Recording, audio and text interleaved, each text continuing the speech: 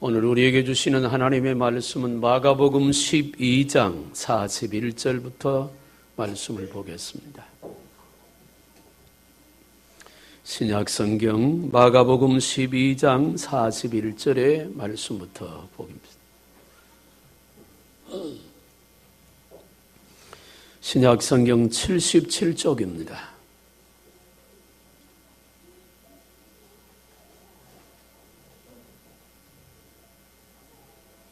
마가복음 12장 41절부터 44절까지 말씀입니다.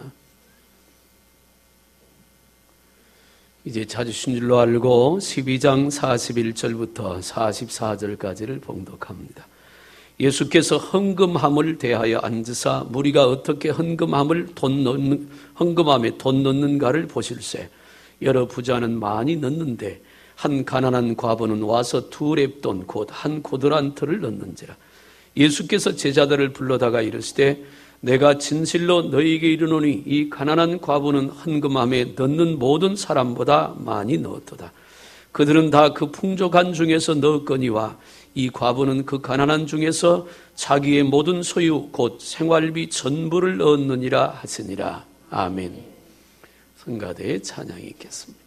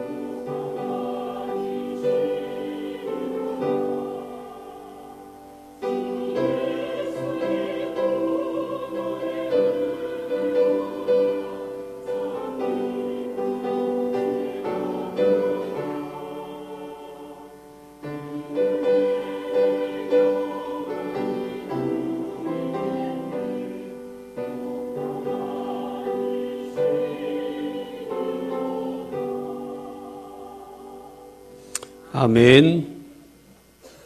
살아계신 하나님께서 오늘 이 시간에도 우리에게 함께 해주셔서 은혜 주실 줄로 믿습니다. 거의 한 주간 동안 하늘이 뿌옇다가 목도 많이 아프고 오늘 또 감기 때문에 못 오시는 분들이 여러 분 계시는 것 같아요. 근데 오늘 아침에는 날씨가 많이 환해졌지요? 많이 환해져서 우리 마음도 환해지는 것 같아요. 하나님의 은혜가 충만하길 바랍니다. 우리 옆에 분들 손 좀 꼭 한번 잡으시고 한번 서로 인사했으면 좋겠어요. 이렇게 한번 인사했어요. 평생 좋은 일만 있길 바랍니다. 평생 아프지 말고 건강하길 원합니다. 평생 하나님이 동행해 주실 것입니다. 오늘 또 하나님이 말씀하실 때 은혜가 임할 겁니다. 아멘하고 은혜 받읍시다. 사랑하고 축복합니다. 할렐루야. 네, 고맙습니다. 인터넷에 올라 있는 감동적인 글이 하나 있습니다. 실존 인물이고 아빠가 자기의 삶에 대해서 글을 써놓은 것인데 잠깐 좀 소개를 하려고 합니다. 아내가 우리 곁을 떠나고 1년쯤 된 어느 날 출장 때문에 아이에게 아침도 챙겨주지 못한 채 출근길에 올랐습니다. 그날 저녁 아이와 인사를 나눈 뒤에 양복 상의를 아무렇게나 벗어던지고는 침대에 벌러덩 누웠습니다. 그 순간 뭔가가 느껴졌습니다. 빨간 양념 국물과 손가락만한 라면의 면발이 이불에 퍼질러진 것이 아니겠습니까? 컵라면이 이불에 있었던 것입니다. 이게 무슨 일인가 하는 뒷전으로 하고 자기 방에서 동화책을 읽고 있던 아이를 붙잡아 장단지며 엉덩이며 마구 때렸습니다. 왜 아빠를 속상하게 해 야단을 치면서 때리는 것을 멈추지 않았는데 아들 녀석의 울음 섞인 몇 마디가 저를 멈추게 했습니다. 아빠가 가스레인지 불을 함부로 켜서는 안 된다고 하셔서 보일러 온도를 높여서 데워진 물을 컵라면에 부어서 하나는 제가 먹고 하나는 아빠 드리려고 식을까 봐 이불 속에 넣어둔 것이에요. 가슴이 메어왔습니다. 아들 앞에서 눈물을 보이기 싫어 화장실에 가서 수돗물을 틀어놓고 울었습니다. 아내가 죽은 후 저 나름대로 엄마의 빈자리를 채우려고 정말 많이 노력했지만 역부족이었던 것 같습니다. 그 후 아이에게 또 매를 들었습니다. 일하고 있는 회사로 유치원에서 전화가 왔습니다. 아이가 유치원에 나오지 않았다고 해서 다급해진 마음에 조퇴를 하고 집으로 왔습니다. 그리고는 아이를 찾았지요. 동네를 이잡듯 뒤지면서 아이의 이름을 불렀습니다. 그런데 그놈이 혼자 놀이터에서 놀고 있더군요.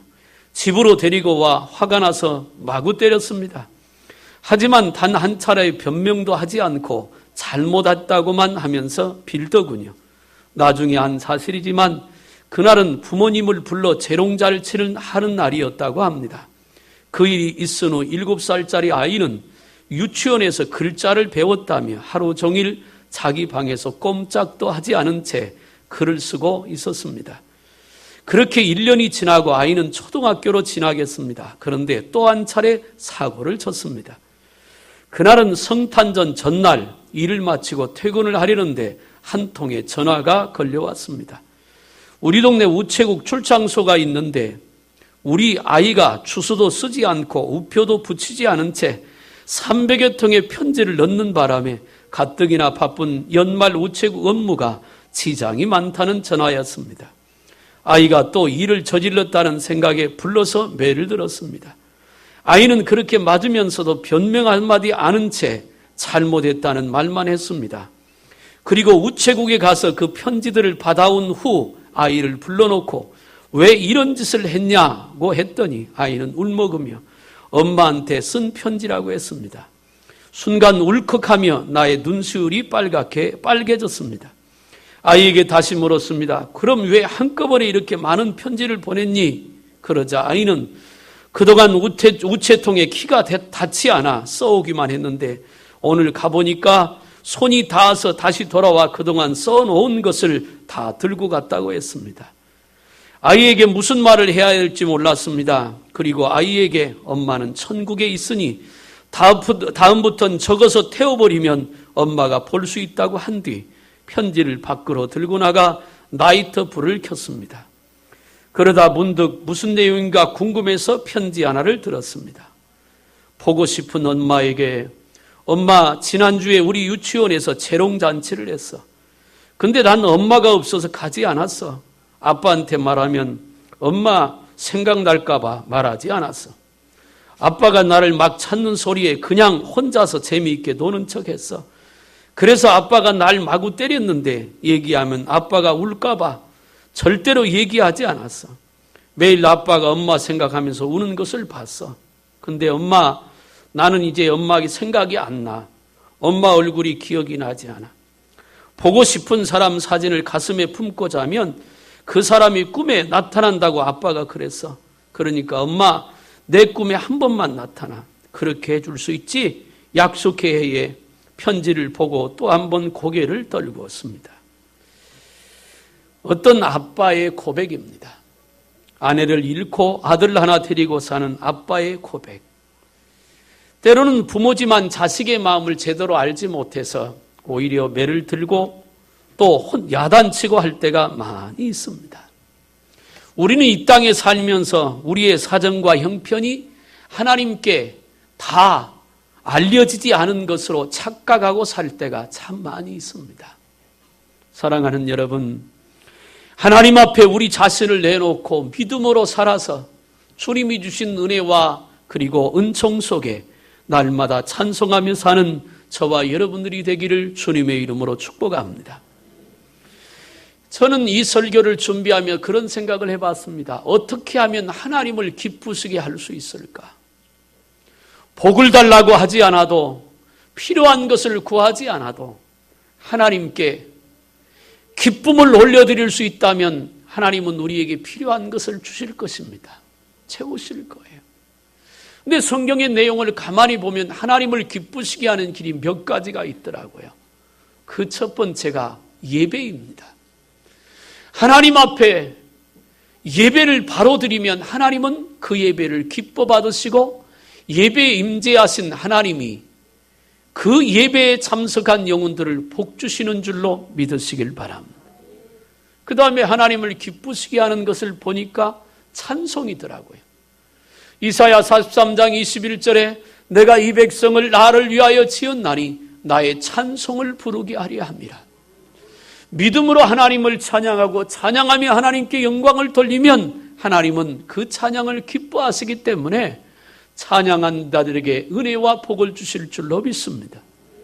그 찬송은 곡조 달린 기도입니다. 우리의 마음의 중심을 닮아 하나님 앞에 찬송하고 기도할 때 하나님은 기적을 일으키는 것이지요. 또 하나님이 기뻐하는 것을 가만히 성경에 살펴보니까 하나님이 기뻐하는 것은 믿음을 기뻐하세요. 히브리서 11장 1절에 하나님께 나아가는 자는 그가 살아계신 것과 그를 찾는 자들에게 상 주시는 이심을 믿어야 할지니라. 믿음이 없으면 하나님을 기쁘시게 할 수 없다. 그래서 예수님 앞에 문제를 갖고 나온 사람들마다 주님이 그들을 치료하고 고쳐주시면서 선언했던 말씀이 하나 있습니다. 내 믿음대로 될지어다. 여러분, 하나님은 믿음을 기뻐하시는 줄로 믿습니다. 얼마나 다행인지 몰라요. 인물이 잘나야 된다. 공부를 어느 정도 해야 된다. 돈을 얼만큼 갖고 있어야 된다. 키는 몇 센치가 돼야 된다. 몸무게는 얼마나 나가야 된다. 이런 기준을 뒀더라면 얼마나 하나님을 기쁘시게 하기 어렵겠습니까? 그런데 영과 진리로 예배하고 마음의 중심을 담아 하나님을 찬양하고 그리고 주님이 주신 은혜 가운데 믿음으로 하나님 앞에 나가면 하나님을 기쁘시게 할 수 있어요. 또 하나 하나님을 기쁘시게 할 수 있는데 그게 뭐냐면 드림입니다. 하나님 앞에 올려드리는 것. 기도를 드리고 믿음을 드리고 우리의 삶을 드리고 내 몸을 드리고 물질을 드리고 내 생각을 드리는 드림이지요. 오늘 본문의 말씀은 가만히 보면 헌금 얘기처럼 보여지는데 일찍부터 마음은 안 닫길 바랍니다. 헌금 내기가 아닙니다. 오늘 본문에 기록된 말씀은 헌금 내기가 아닙니다. 이것은 우리의 신앙의 문제를 본문에 얘기하고 있습니다. 초대교회 예루살렘 성전은 참 컸다고 합니다. 수천 명이 들어갈 만큼 큰 예배당이었는데 그 예배당 입구에는 12개의 헌금통이 놓여 있다 합니다. 12개 헌금통이 쫙 놓여있는데 그 헌금함에는 전부 다 이름이 붙어 있대요. 감사 헌금, 11조 헌금, 구제 헌금, 선교 헌금. 이렇게 여러 가지 헌금통에 헌금 제목이 붙어 있으면 헌금을 하는 사람이 자기 마음에 감동 오는 대로 그 헌금함에다 종류별로 넣으면 그 헌금함에 들어있는 헌금함의 목적대로 그 헌금을 사용을 했다고 해요. 이날도 안식일이었는데 예수님께서 성전에 들어가셨습니다. 그런데 그날은 예수님이 웬일인지 그 헌금함 앞에 자리를 잡고 앉았습니다. 그래서 헌금하는 모습을 유심히 살펴보고 있습니다. 왜 그랬는지는 모르겠어요. 이 말씀 준비하면 농담 삼아 한번 생각해 봤습니다. 나도 헌금할 때 그 앞에 한번 눈 뜨고 서 있어 볼까? 부담이 많이 될 것 같아요.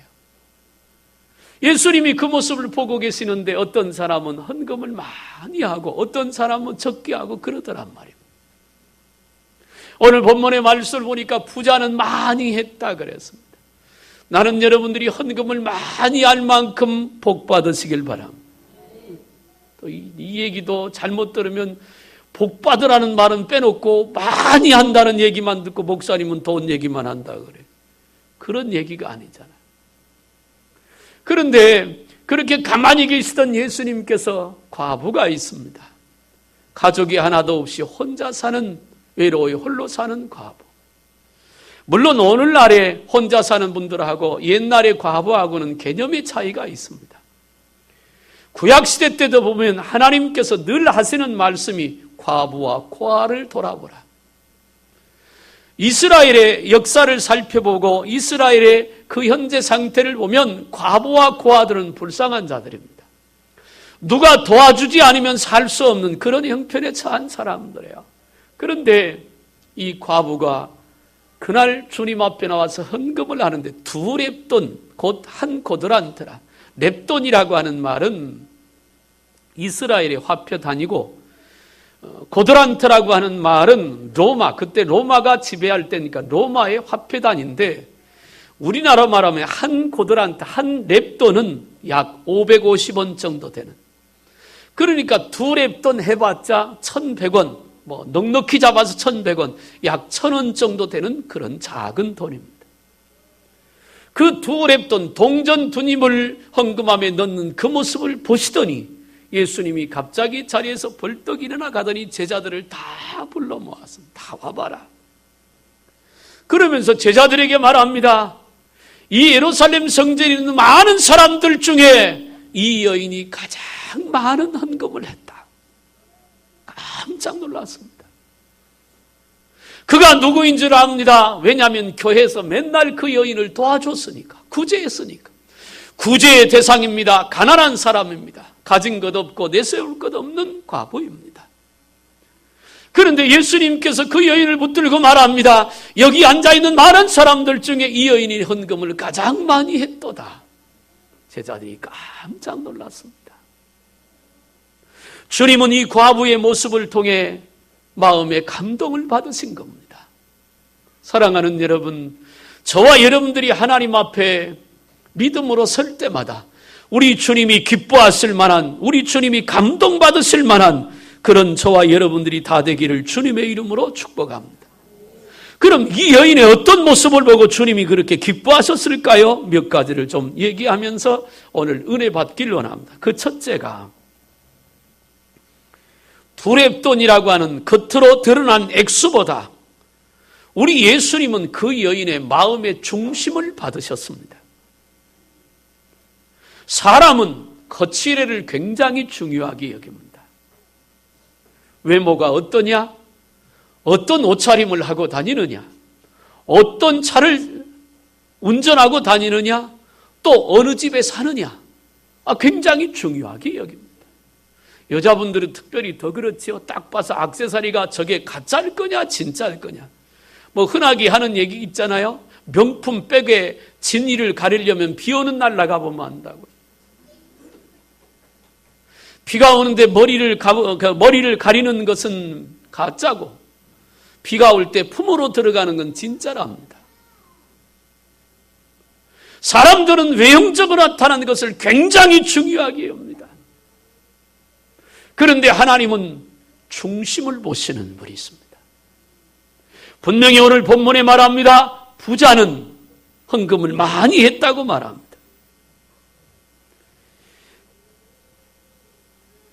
진실로 내가 너희에게 이르노니 이 가운데 과부는 헌금함에 넣는 모든 사람보다 많이 넣었도다. 42절에 한 가부는 와서 돈에 또는 한 고드란을 들러갔다. 41절에 여러 부자는 많이 넣었는데 많이 넣었다 그랬어요. 그런데 많이 넣은 사람 붙들고 이 말씀하시는 것이 아니라 2렙돈 넣었던 여인을 붙들고 말합니다. 그를 칭찬하고 그를 바라보시는 주님의 마음이 흡족하셨습니다. 그에게 이렇게 말합니다. 내가 진실로 너희에게 이르노니 가난한 과부는 헌금함에 넣는 모든 사람보다 많이 넣었도다. 이 말은 예수님의 제자들을 비롯해서 그 안에 예루살렘의 성전에 있던 성도들에게 충격적인 칭찬이었습니다. 그도 그럴 수밖에 없는 것이 아까도 얘기한 것처럼 이 여인은 구제의 대상입니다. 베푸는 사람이 아니라 베품을 받을 사람입니다. 그가 얼마나 가난하고 얼마나 궁핍하게 사는지 다 압니다. 여러분 1억 원을 헌금한 사람하고 10,000원을 헌금한 사람하고 누가 더 많이 했습니까? 참 바보 같은 질문인데, 그런데 오늘 그 질문이 바보 같은 질문이 돼버리고 말았습니다. 부자는 헌금을 많이 했습니다. 그런데 예수님이 보실 때는 그렇지 않다는 것입니다. 그보다 더 중요한 것이 있다는 말입니다. 키엘케고르는 이 상황을 이렇게 설명을 했습니다. 세상은 부자가 가장 많이 내놓았다고 말한다. 세상은 돈만을 생각하기 때문에, 하지만 그리스도는 사랑만을 생각하시는 분, 바로 그렇기 때문에 그리스도께서는 그렇게까지 많은 돈이 필요하지 않으신다. 혹은 더 적은 액수만 있어도 된다. 그리하여 여기 참으로 야릇한 계산이 등장한다. 아니 괴상한 셈법이라고 해야 할 것이다. 이런 계산은 어떤 수학책에서도 찾아볼 수 없다. 하나님의 셈법입니다. 사람은 나타나는 숫자를 계산하고 사람은 보이는 것을 보고 판단합니다. 그러나 하나님의 셈법은 보이고 나타나고 계산되는 숫자가 아니라 그 중심을 보시는 분이십니다. 그 중심을 보십니다. 이 가난한 과부가 다른 사람보다 더 많이 들은 것은 돈의 액수가 아닙니다. 예수님께서 다른 사람보다 많이 내었다고 하신 이유는 다른 사람보다 가진 것이 많아서 많이 바쳤다는 그런 말이, 그런 뜻이 아닙니다. 이 가난한 과부는 자신의 전 재산이다 생활비 전부인 2렙돈을 드렸다는 것입니다. 그래서 주님은 그녀가 누구보다도 더 많이 드렸다고 말씀하시는 겁니다. 예수님께서 마태복음 6장 21절에 내 보물이 있는 곳에 내 마음이 있도다 말씀하셨습니다. 사람들은 물질을 보물로 여깁니다. 다시 말합니다. 나는 그래도 여러분들이 부자 되길 바랍니다. 그런데 그보다 더 중요한 게 있다는 것. 부자는 많이 하나님 앞에 헌금을 드렸지만 그 부자의 마음속에는 물질이 자기들의 보물입니다. 이 여인은 2렙돈을 바쳤지만 이 여인의 보물은 예수님이십니다. 이 여인의 보물이 예수님이에요. 그게 다릅니다. 나는 여러분들이 부자가 되길 바랍니다. 그러나 부자가 되게 하는 물질이 여러분의 보물 되지 말고 부자가 되게 하신 예수님이 여러분의 보물이 되기를 주님의 이름으로 축복합니다. 성경을 살펴보면 하나님은 사람의 중심을 보시는 것을 알 수 있습니다. 창세기 39장에 요셉이 형통한 자가 됩니다.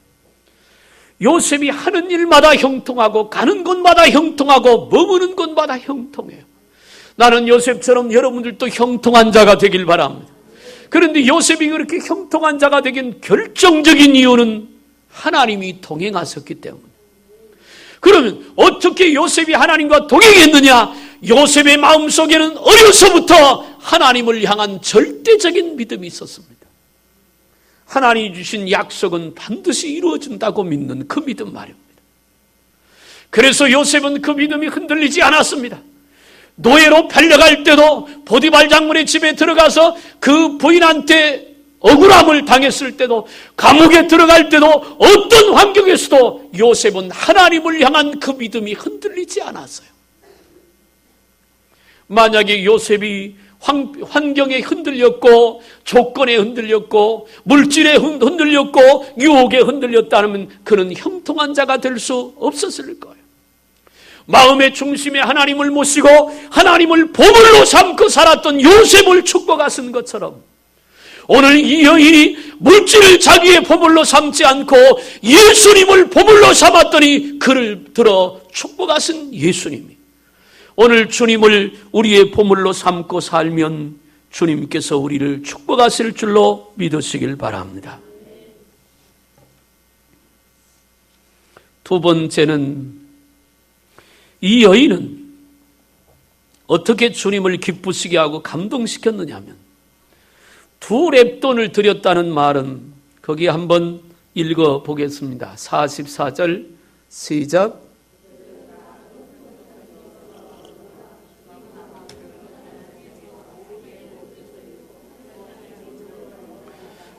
아멘. 이 여인이 하나님 앞에 드린 두 렙돈은 돈이 아니고 자기의 생명입니다. 생명을 주님 앞에 드렸습니다. 그렇기 때문에 주님이 그를 칭찬하고 그를 축복하신 겁니다.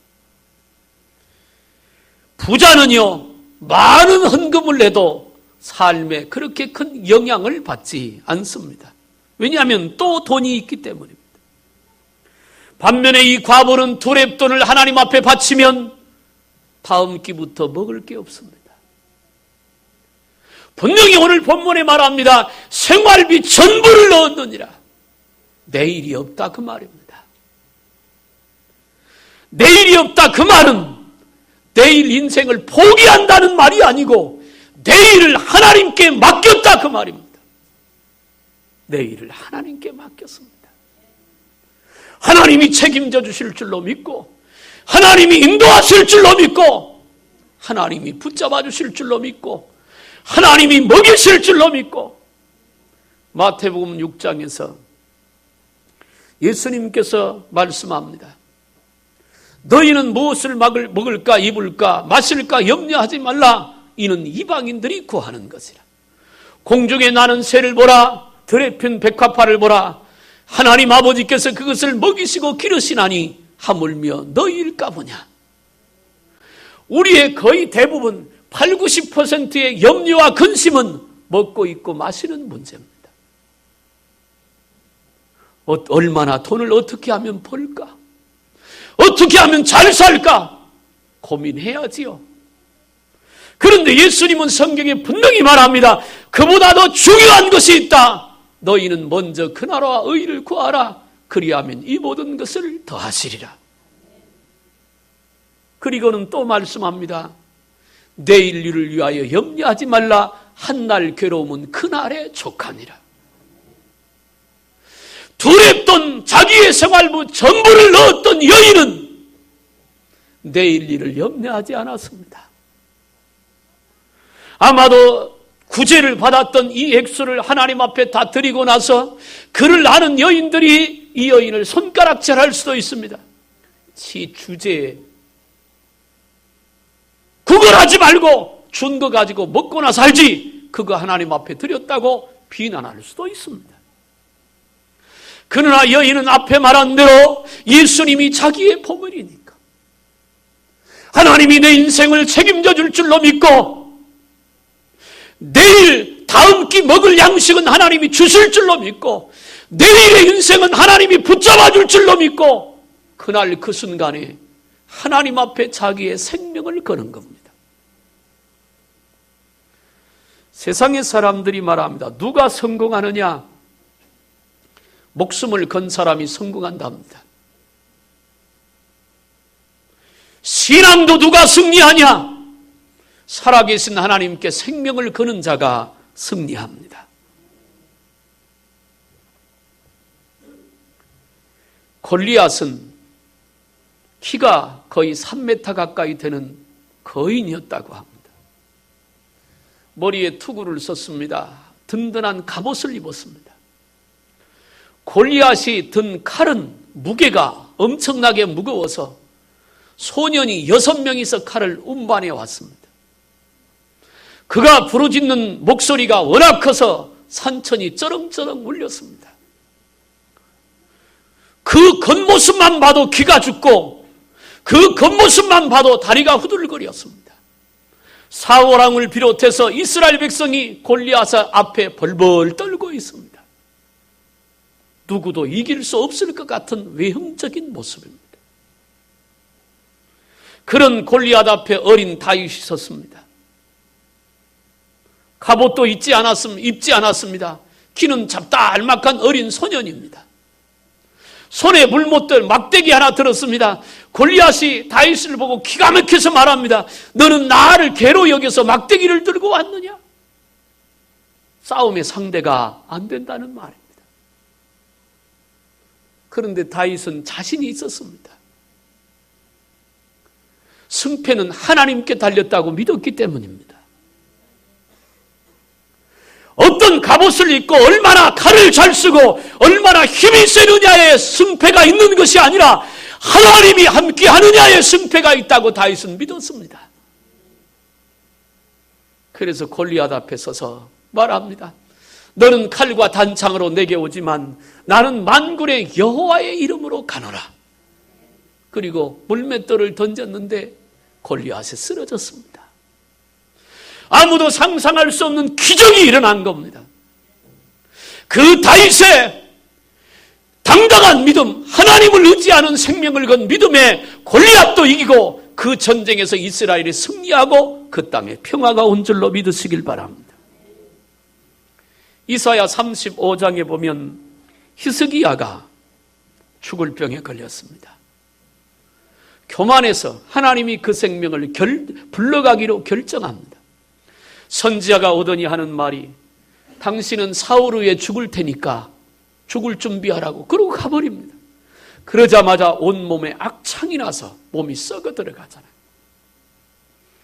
그 선포를 듣고 그것이 하나님의 사형 선고인 것을 히스기야는 압니다.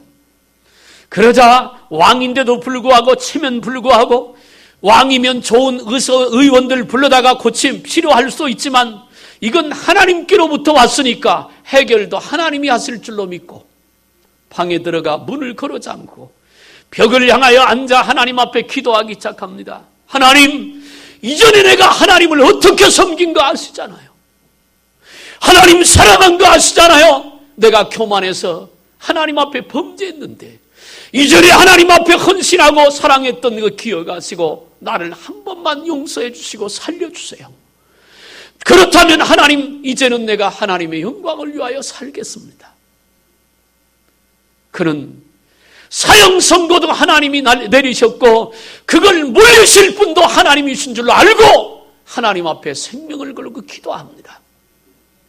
그 기도가 얼마나 간절했으면 나단 선지자가 집에 돌아가기 전에 하나님이 말씀합니다.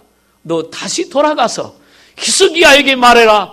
내가 너의 눈물을 보았고 너가 너의 기도 소리를 들었으니 내 생명을 15년을 연장시켜 주리라. 할렐루야. 왜 하늘문이 열리지 않는 줄 압니까? 왜 기도의 응답이 히스기야처럼 없느냐면 생명을 걸지 않으니까.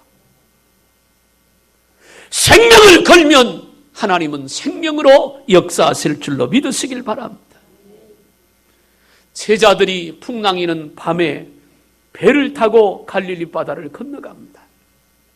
파도가 쳐서 금방 죽을 것 같습니다. 큰일 났습니다. 기도하시던 예수님께서 바다 위를 걸어오시잖아요. 파도처럼 풍랑이 치는데 바다 위를 유유히 걸어오시니까 배 탔던 제자들이 뭐라고 하냐면 유령이다 그럽니다. 다 놀랐습니다. 베드로가 가만히 보니까 예수님 같거든요. 베드로가 예수님을 향하여 말합니다. 주시어든 나로 오라 하소서. 베드로는 앞뒤 전후 가리지 않았습니다. 여기가 바다인지 육지인지 생각지도 않았고 파도가 얼마 치는지 따지지도 않았습니다. 오직 예수님이면 나로 오라 하소서. 주님이면 할 수 있다고 믿었습니다. 그래서 주님이 오라 하니까 겁도 없이 베드로가 바다로 뛰어들었습니다. 저벅저벅 바다 위를 걸어갑니다. 혹시 여러분들이 바닷가에 갈 기회 있거든 예수님에게 기도해 보십시오. 오라 하면 나도 가겠습니다. 오라 하면 꼭 가세요. 그런데 가다가 예수님을 바라보던 시선이 파도로 시선이 바뀌고 자기를 삼킬 듯한 몰려오는 파도를 바라보는 순간 베드로가 그 바닷속에 빠져들었잖아요. 여러분, 우리가 믿음으로 예수님을 바라보고 가면 바다도 걸을 수 있듯이 우리에게 다가오는 인생의 풍랑도 다스리게 될 줄로 믿으시길 바랍니다. 불과 1,000원 정도 되는 작은 액수의 헌금이지만 다음 끼니 내일 인생을 주님 앞에 맡기고 믿음으로 하나님 앞에 드렸던 그 믿음을 받으신 주님이 그 여인을 축복하신 줄로 믿으시길 바랍니다. 생명을 걸었다 그 말입니다. 자기 생명을 하나님께 드렸더니 주님께서 그를 축복하신 겁니다. 아프리카 선교의 문을 연 데이빗 리빙스턴의 이야기입니다. 리빙스턴은 가난하지만 신앙이 깊은 상인의 아들로 태어났습니다. 너무나 가난했기 때문에 초등학교를 졸업하고 직물 공장에서 일을 하며 집안 살림을 도와야 했습니다. 그런 어느 날 자신이 다니는 교회에서 부흥사경회가 열렸습니다. 그런데 한 주간 동안 계속되는 집회에도 불구하고 사람들은 별로 모이지 않았습니다. 목사님은 예수님을 영접하고 헌신할 사람을 계속해서 초청했지만 아무도 앞으로 나오지 않았습니다. 그리고 부흥의 마지막 날 아프리카 선교를 위한 특별 헌금을 거두는 시간이 있었습니다. 지금도 외국 교회들이 그렇게 헌금을 한다고 합니다. 당시 그 교회도 둥그런 쟁반을 돌리면서 연보를 했습니다. 그런데 거기 참석한 어린 리빙스턴이 헌금 쟁반 위에 헌금을 올려놓은 것이 아니라 자신이 그 헌금 쟁반 위에 턱 하고 올라섰습니다. 그러자 사람들은 당황하면서 야단을 쳤습니다. 이게 무슨 짓이냐고. 헌금 쟁반에 두 발을 딛고 일어서면 어떡하느냐고 어린 리빙스턴을 책망하며 말을 했습니다. 그러자 리빙스턴이 말을 합니다. 난 돈이 없잖아요. 그래서 아프리카 선교를 위해서 내 몸을 바치는 거예요 라고 하면서 꿋꿋하게 쟁반 위에 그대로 서 있었다고 합니다. 이렇게 하나님께 자신을 드린 리빙스턴은 아프리카에서 복음을 전한 것은 물론이고 미개한 흑인들에게 문명을 가르쳤고 의사도 약품도 없는 흑인들을 직접 치료해 주었으며 백인들의 흑인 노예 매매를 반대하고 금지시키는 데 전력을 기울였습니다. 이 리빙스턴으로 말미암아 전 아프리카가 감동을 받았고 그로 말미암아 아프리카 대륙이 진잠에서 깨어나기 시작했다는 것이죠. 사랑하는 여러분, 하나님께 여러분들은 무엇을 드립니까? 봉투에 헌금을 얼마 담아 드리는 것도 중요하지만 주님은 우리 자신을 원하십니다. 우리 자신. 세상의 물질과도 바꿀 수 없는, 어떤 것과도 바꿀 수 없는, 포기할 수 없는 그걸 주님 앞에 드리기를 원하십니다. 자신의 생명을 전적으로 드려 예배하는 자를 하나님이 기뻐 받으시고 자신의 생명을 담아 하나님 앞에 헌신하는 영혼들을 주님이 기뻐할 줄로 믿으시길 바랍니다. 저는 저와 여러분들이 주님을 감동시키는 믿음의 소유자들이 되기를 주님의 이름으로 축원합니다. 웃음과 유머로 사람의 내면을 치료하는 분이 있었습니다. 그분의 웃음 유머 치료 교실에 오시는 80대 할머니 한 분이 계셨는데 그 할머니는 항상 행복한 얼굴로 싱글벙글 웃으셨습니다. 웃음 전문가가 보기에도 부러웠습니다. 그래서 그 할머니가 어떻게 그렇게 항상 웃고 다니는지 비결이 궁금해서 할머니에게 물었습니다. 할머니, 건강하시죠? 요즘 좋은 일이 많으신가 봐요. 그러자 할머니가 씩씩하게 대답했습니다. 아주 건강해. 말기, 위암 빼고는 다 좋아. 그렇게 대답을 한 것입니다. 그 웃음 치료사는 머리끝에서부터 발끝까지 100만 볼트 전기가 감전되는 듯한 전율을 느꼈습니다. 위암 말기셨구나. 그런데도 저렇게 아무렇지도 않게 항상 웃으셨구나.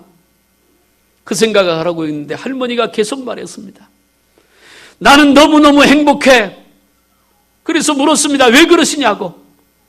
그랬더니 할머니가 말씀합니다. 아무것도 없이 태어나 지금은 집도 있고 남편도 있고 자식들도 5명이나 있어. 그리고 또 말씀합니다. 이제 암이 몸에 들어와서 예정된 시간에 난 천국으로 돌아갈 수 있게 되었으니 또 얼마나 즐겁고 행복해. 언제 세상을 떠날지 알기 때문에 그것을 준비할 수 있어서 나는 행복해. 아무나 할 수 없는 말입니다.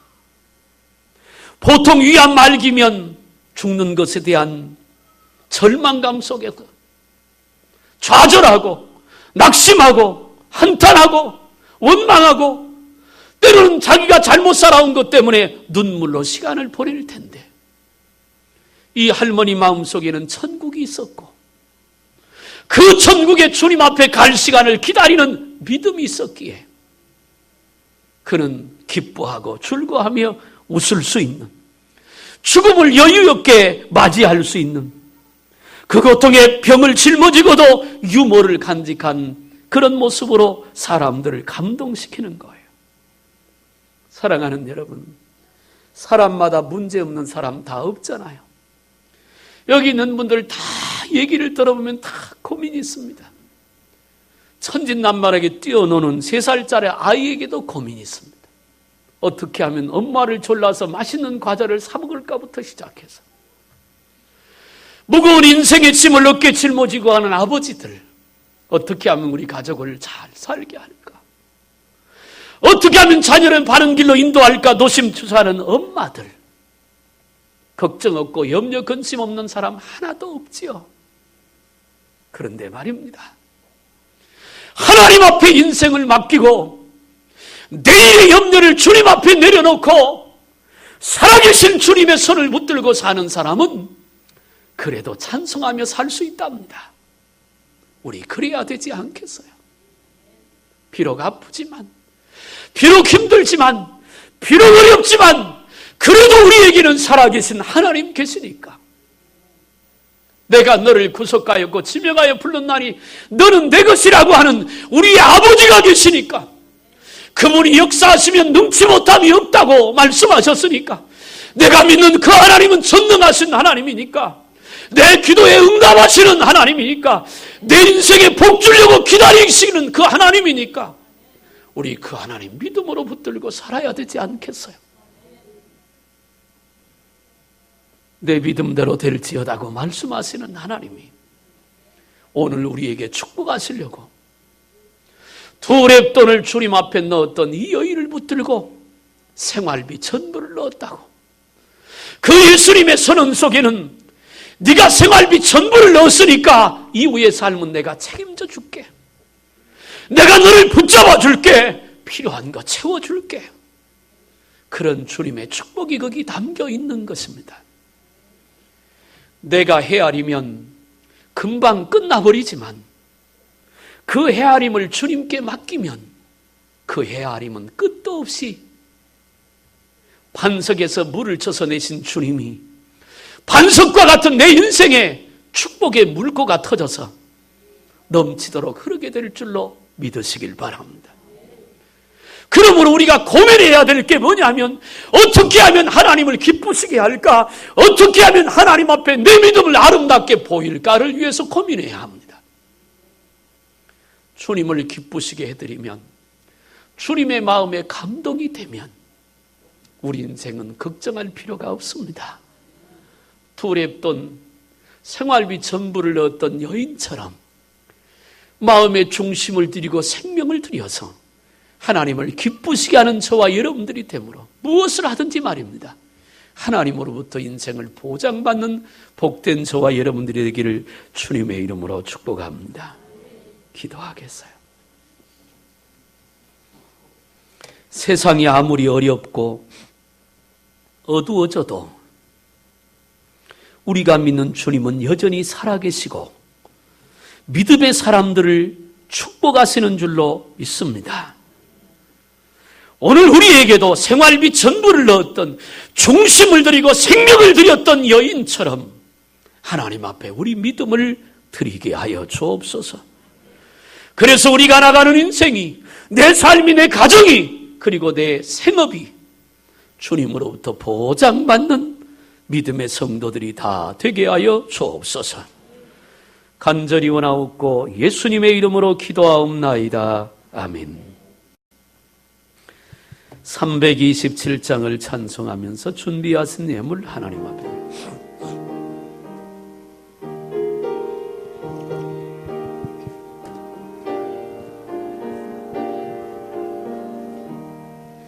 주님 주실 화평 믿음 얻기 위해 너는 정성껏 기도했나.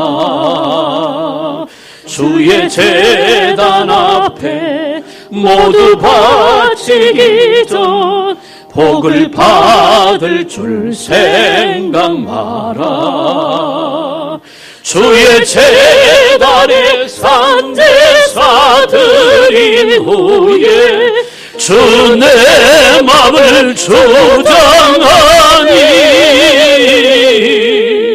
주의 뜻을 따라 그와 동행하면 영생 복락을 누리겠네. 주의 밝은 빛에 항상 활동하며 선한 사업을 힘쓰겠나. 자유 얻으려면 주의 뜻을 따라 너의 모든 것 희생하라. 주의 제단에 산제사 드린 후에 주 내 맘을 주장하니 주의 뜻을 따라 그와 동행하며 영생 복락을 누리겠네. 주의 제단 앞에 모두 바친 후에 주와 온전히 사귀겠네. 주님 주신 기쁨 또한 그의 사랑 어찌 말로 다 형용하랴. 주의 제단에 산제사 드린 후에 주 내 맘을 주장하니 주의 뜻을 따라 그와 동행하면 영생 복락을 누리겠네. 아멘. 광고 말씀을 먼저 드리겠습니다. 오늘 오후 예배는